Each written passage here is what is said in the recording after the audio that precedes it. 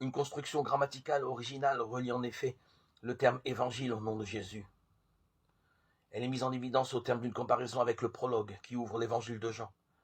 La première phrase de Marc doit être traduite commencement de cet évangile qu'est Jésus, Christ, Fils de Dieu. Le groupe de mots Jésus, Christ, Fils de Dieu étant certainement un seul attribut complexe et non une cascade de possessifs. Impossible même dans le grec le plus grossier.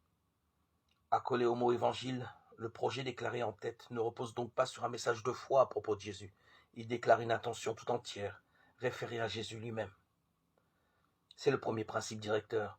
Tout part d'un fondement qui est l'évangile de Jésus, c'est-à-dire l'évangile dont Jésus est le sujet, l'évangile que les chrétiens célèbrent en Jésus lorsqu'ils l'appellent Christ et Fils de Dieu.